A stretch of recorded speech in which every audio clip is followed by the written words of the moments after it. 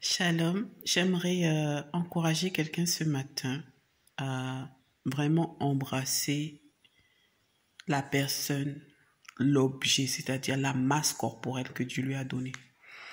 Pas, peut-être pas en termes de maigreur ou d'obésité, mais en termes de physionomie, en termes de traits, ok?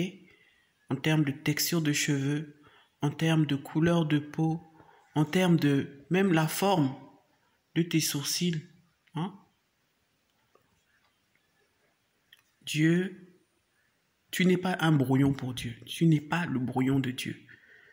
Dieu t'a créé exactement comme il voulait que tu sois pour le glorifier. Avec tes cheveux crépus, avec ton teint café au lait, café chocolat ou vainé, avec tes yeux peut-être un peu bridés comme les miens. Et quand je suis fatigué, là, j'ai carrément des yeux de chinois, mais aujourd'hui, je m'y suis habitué parce que j'ai vu en fait toute la dimension artistique de Dieu. Et je suis artiste. Moi, en fait, avant, je pense que je devais avoir 10 ans ou 11 ans comme ça. J'étais sélectionnée par les Beaux-Arts, l'école des Beaux-Arts de Grenoble. Donc, je devais aller en classe de 6e aux Beaux-Arts de Grenoble. Et à l'époque, on habitait en Suisse et ma mère, vraiment, c'était plus ma mère qui ne voulait pas. Mon père, j'aurais pu le convaincre.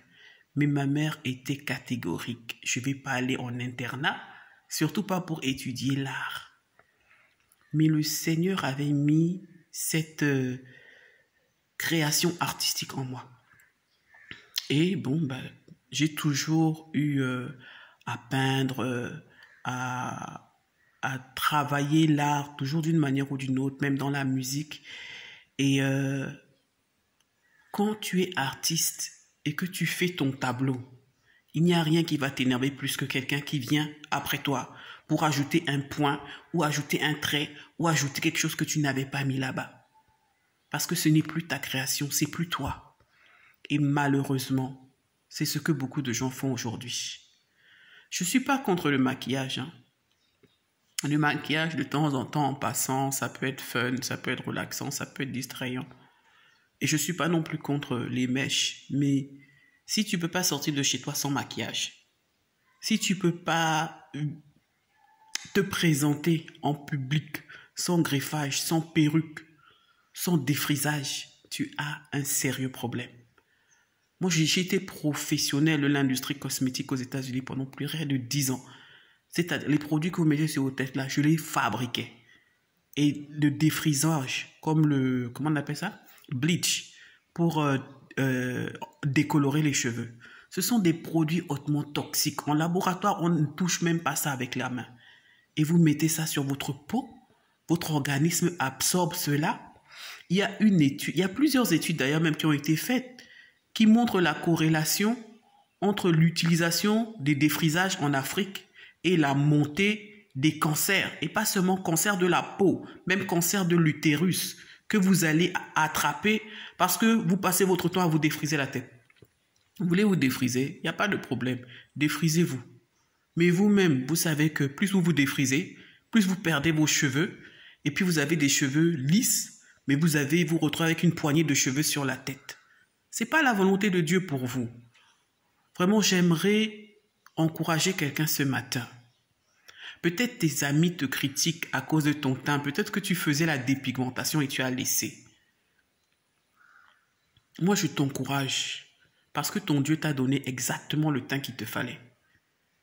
Toutes ces sœurs et même les frères, parce qu'aujourd'hui, ça date même pas seulement d'aujourd'hui, mais il y a même les hommes qui se dépigmentent. Ils vont dire oui, c'est la propreté, c'est je sais pas quoi. En tout cas, ils vont toujours chercher une raison pour justifier leur utilisation de ces produits hautement toxiques. Et à cette toxicité, spirituellement, lorsque vous commencez à utiliser ces produits, vous ouvrez des portes dans vos vies. Et ces portes invitent des esprits impurs, des esprits majoritairement des eaux, des esprits de séduction qui vont s'installer dans vos vies.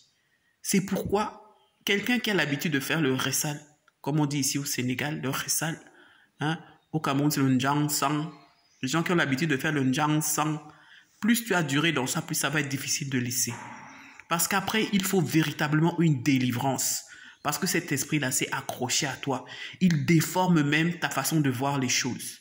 Et c'est dommage de voir des sœurs, des chrétiens, des chantres qui utilisent ce genre de produits. Quelquefois même, ils en font la promotion.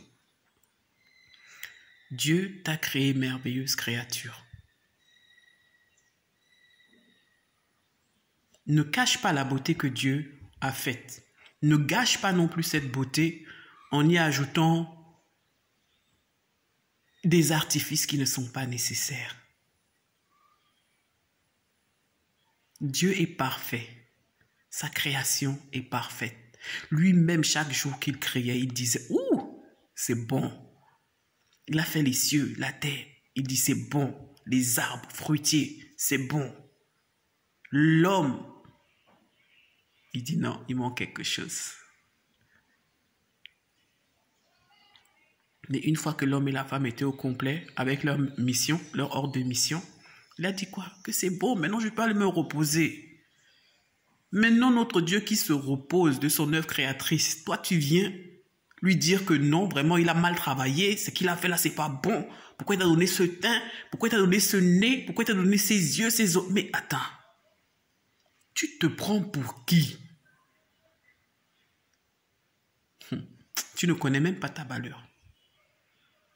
Ma prière pour toi ce matin, c'est que Dieu te donne de connaître ta valeur et que tu arrêtes ces choses insensées, que tu commences à t'aimer pour qui tu es, pour ce que Dieu t'a créé.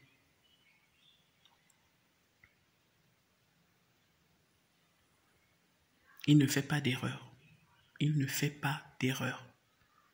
Tu aurais pu naître chinoise, tu aurais pu naître hindoue, tu aurais pu naître irlandaise, mais il a dit que tu vas naître cacao, ébène, chocolat. Accepte ça et glorifie son nom en cela. Ok, c'est mardi matin. Il fait beau au Gilgal. Shalom, shalom.